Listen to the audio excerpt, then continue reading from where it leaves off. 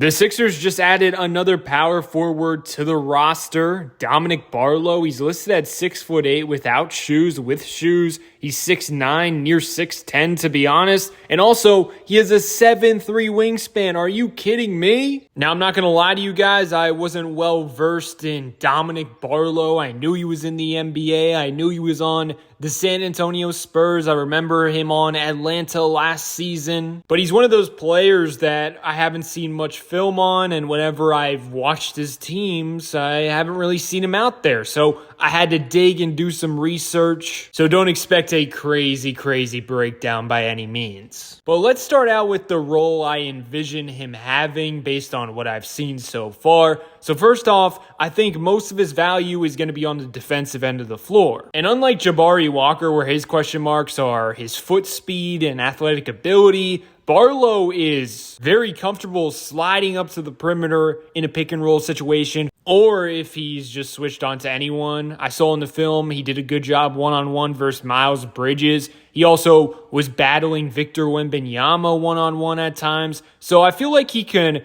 guard 3 through 5 and do a good job. Now, obviously, he would struggle against Nikola Jokic, Joel Embiid. Those types of fives he's not going to be able to guard. But just the normal everyday player, I think he can guard 3 through 5. And I would even say in a pinch, if needed, I think he could even make something happen versus a 1 or 2. Like, he's very versatile defensively and seems very comfortable guarding the perimeter. But also with his athletic ability and wingspan, he can rebound the basketball and protect the rim. He's definitely a guy who's going to showcase most of his value on the defensive end of the floor. Because offensively, he's a work in progress, a project type player, pretty much just a play finisher, a hustler, can be a very solid rim runner if the Sixers want to play fast with him on the court. And with his athletic ability, he can be solid in the short corner and catch lobs and provide vertical spacing. Other than that, he really doesn't provide much value. He has shot 43 pointers so far in his NBA career. He's only made 10 of them. Good for 25%. My vision for him would be a defensive-minded Obi Toppin. Of course, he's not going to bring the same perimeter shooting. He's not afraid to shoot. He'll shoot it every once in a while. It's probably not going to go in, and teams are not going to guard him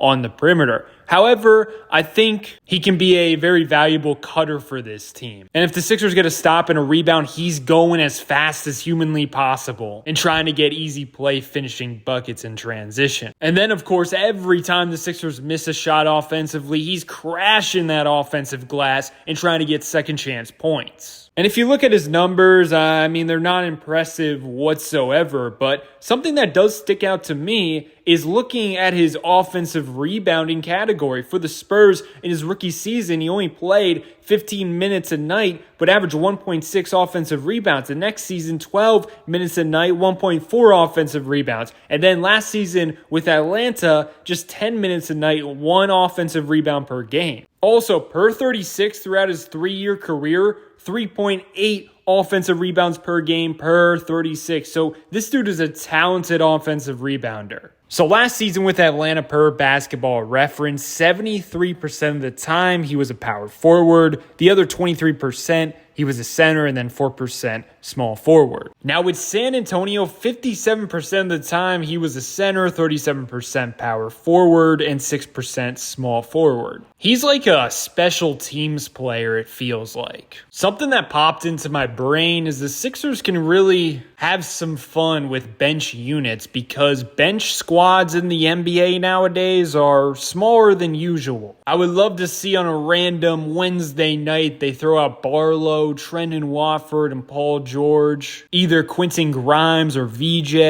and then Maxey at the point guard spot, and they just switch everything. I think Nick Nurse will like him for those types of lineups, because you've seen in the past he put KJ Martin at the 5 spot, Gershon, of course. Don't be surprised if you see Dominic Barlow at the 5 position next year if he ends up on the court at some point. Also, something that low-key stood out in the stats is he has 79 assists over his 3-year career and just 29 turnovers. For what his role will be, it seems like he can make that one more pass. He won't be a ball stopper. And when he gets an offensive rebound, he has showcased the ability to quickly swing it out to the perimeter. So His teammate can get an open look or an open driving lane. Honestly, his best offensive trait is probably his offensive rebounding. And last thing, he's super young, 22 years old. Hopefully the Sixers can get the best out of him. That's all I got. Let me know your thoughts below. Have yourself a great day and peace out.